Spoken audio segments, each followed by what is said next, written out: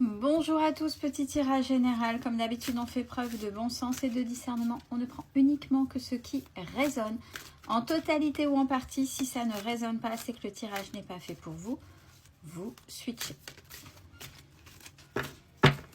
Allez, on va parler de vase communicant. Donc, on va dire de réciprocité, on va dire de complicité, de compréhension. Et en même temps, voilà, ce que vous pouvez envoyer à l'autre vous le renvoie. Voilà, ce vase communicant, c'est aussi le signe de l'infini. C'est ce qu'on peut ressentir l'un et l'autre. Parce que là, ça va dans les deux sens. Bon. Il y a un manque. Ce qui veut dire que, attention, ce que vous projetez à l'autre et ce que l'autre vous projette sur vous, ou vient vers vous, comme vous y allez, vers lui ou vers elle, inconsciemment, c'est un manque. Par rapport à quoi? Qu'est-ce qui se passe? Quand on fait des thérapies, quand on s'est fait blesser par généralement l'être aimé, ou les parents ou autres, alors généralement c'est par l'être aimé, on peut déjà, dans un premier temps, on se rend compte qu'on a choisi l'autre parce que il ou elle remplace un père ou une mère mal aimant, non reconnaissant. Donc, il y a des traits de caractère de la personne étant enfant qu'on aimait plus que tout au monde, qu'on aimerait bien, qu'on a idéalisé. Ça, c'est le deep. Mais qu'on n'a pas eu ce qu'on aurait voulu en tant qu'enfant, qu'on essaie de retrouver chez l'autre. Et là, c'est un peu ce qui se passe dans cette relation-là, mais aussi bien chez vous que chez l'autre. Alors, si vous voulez que ça fonctionne, alors ça dépend. Si vous êtes dans un jeune couple, des fois, il n'y a pas, ça dépend de la maturité que vous avez l'un et l'autre. Soit, bon, vous dites, ok, c'est bon, j'ai compris, il ne faut pas que je prenne l'autre pour mon père ou pour ma mère ou pour un banquier ou pour une boniche ou, vous voyez ce que je veux dire, un serviteur, un banquier, peu importe. Il faut lâcher prise et que je prenne la personne telle qu'elle est et pas en reconnaissance d'eux. Mais ça, c'est facile à dire, il faut déjà cibler la blessure. Et vous, déjà, quoi qu'il en soit, il faut que vous soyez dans... J'ai la carte du masculin sacré. Alors, le masculin, c'est déjà... C'est l'énergie yang, c'est l'énergie d'action. Attention, on parle de masculin sacré. Ça veut dire, je ne suis pas un bulldozer et puis j'en ai rien à secouer, je vais dans la domination, je suis l'homme, le vrai, véritable. Il y a certaines femmes qui sont comme ça. Donc, l'énergie féminine, un peu trop reptilien, un peu trop brutale, on va dire. Mais je m'impose. Mais en même temps, il y a le charisme, il n'y a pas besoin d'action. C'est comme ça. De toute façon, je crois tellement en moi, je suis tellement comme ça que j'ai pas besoin d'argumenter, j'ai pas besoin de mettre à la soumission, j'ai pas besoin de diminuer, etc., pour montrer que je sais ce que je veux, puisque je m'aime, c'est comme ça et c'est pas autrement. Et mes actions, elles sont comme ça. Ouais, parce que là, on agit plutôt de manière primitive. On a les énergies négatives. Donc là, quand il y a des actions, il y a peut-être une spontanéité due à de la jalousie par rapport à des trahisons, par rapport à... Donc, vous êtes plutôt en train d'alimenter des énergies négatives. Forcément, si on n'a pas conscience de ça, on est en train d'accuser l'autre ou des fois de se faire des histoires dans la tête, ce qui fait qu'à un moment donné, ces histoires, toute pensée est créatrice. Donc, vous allez, à un moment donné, créer ce que vous pensez qui n'est pas vrai à l'instant T et que peut-être que la personne n'en a même pas conscience, mais vous, c'est tellement une blessure ancrée en vous, si vous aviez un père ou une mère qui trompait l'autre et ainsi de suite, dans votre réaction déjà, vous avez attiré quelqu'un qui trompe. Et en plus, vous allez le pousser parce que vous êtes trop jalouse, parce que vous n'êtes pas sûr de vous, etc. Et vous allez peut-être être trop contrôlant ou contrôlante, peu importe. Ça, c'est les énergies négatives. Puis en plus, il y a un environnement en plus négatif. Mais là, on parle des deux. Vase communicant, au départ, c'est les deux. Donc, on respire un grand coup.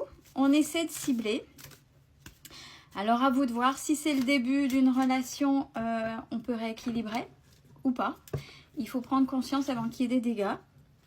Ou alors, il faut lâcher prise, il faut essayer de ne pas laisser l'enfant intérieur, c'est la carte de l'immaturité, prendre le dessus, c'est-à-dire cet enfant qui a été blessé et qui agit à la place de l'adulte que vous êtes. Donc, il y a le lâcher prise et il y a la patience. Mais, on reprend la première carte qui est très significative aussi, les vases communicants. Ça veut dire qu'il faut savoir communiquer.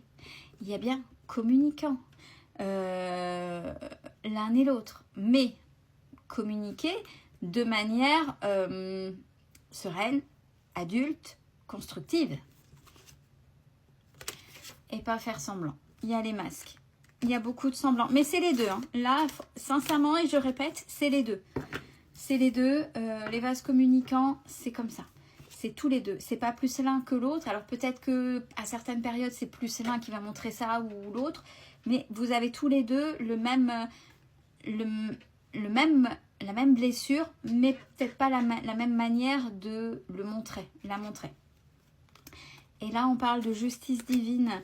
Donc, c'est juste ce qui vous arrive. Il faut mettre une compréhension dessus pour pouvoir apaiser vos blessures, pour pouvoir avancer sereinement. Pour opérer une certaine transformation. Il y a la carte de la transformation. Si vous voulez continuer ce couple, ce duo, de manière sereine, avec la carte du bonheur. Elle est tombée, ça veut dire que tout n'est pas perdu. Vous pouvez vous reconstruire. Tous les deux. Je parle bien et j'insiste sur tous les deux. La première carte, c'était tous les deux. Donc, ça veut dire que vous savez quand même communiquer, même si c'est compliqué. Même si c'est compliqué, il faut le dire et insister pour avoir une communication ouverte, constructive et pas à diminuer l'autre, à accuser l'autre. Il faut être factuel, c'est-à-dire dire les choses telles qu'elles sont, ne pas être dans le déni et reconnaître ses torts et ne pas non plus prendre les torts qui ne seraient pas à vous, bien évidemment. Tout est possible pour une reconstruction à ce stade-là. Donc, à voir comment vous êtes et si vous vous reconnaissez dans le tableau que les cartes sont en train de me montrer. On parle de solitude. Ben oui, si vous êtes davantage dans quelque chose de toxique à cause des blessures l'un et l'autre, hein, vous devez chacun de votre côté vous sentir seul, même dans un couple. Et ça, de toute façon, vous avez quand même une intuition. Donc, il faut vous écouter et il faut pouvoir communiquer correctement. Et détacher, le détachement. Pourquoi c'est important? C'est comme le lâcher prise. C'est attention, on se détache des choses, on n'envenime pas. Attention, la jalousie peut faire énormément de dégâts. Un petit mot pour certaines personnes qui sont excessivement jalouses peut faire des désastres dans un couple. C'est pas parce qu'il y a eu quelque chose c'est tout un monde. Il faut pas, c'est pas parce que vous avez été blessé, vous ou l'autre, parce que je répète, c'est les deux. Il y a un impact sur les deux, de toute façon, que tout de suite ça prend des proportions énormes. Déjà, par rapport à la jalousie, essayez d'apaiser ce qui fait que vous êtes jaloux ou jalouse. Qu'est-ce qui se passe? Essayez de rassurer, d'apaiser. Parce que là, si vous faites porter le chapeau ou si vous êtes trop excessif ou excessive à l'autre, l'autre risque de partir, comme vous aussi à un moment donné, parce que les conflits, ce sera conflit sur conflit. Mais on parle quand même de changement, donc c'est plutôt positif. Ça veut dire que vous êtes quand même dans une certaine conscientisation et vous êtes en mode adulte. Malgré les doutes, bah oui, bien sûr, on a parlé de jalousie, donc il ne peut y avoir que des doutes. Il y a la carte de l'éveil spirituel. Je répète, vous êtes deux. Donc si on a l'éveil spirituel, c'est que tous les deux, vous êtes prêts et prêtes à vous remettre en question, à évoluer, à faire ce travail sur vous pour pouvoir avancer ensemble. Si c'est le cas, c'est tout ce que je vous souhaite. Belle fin de journée à tous.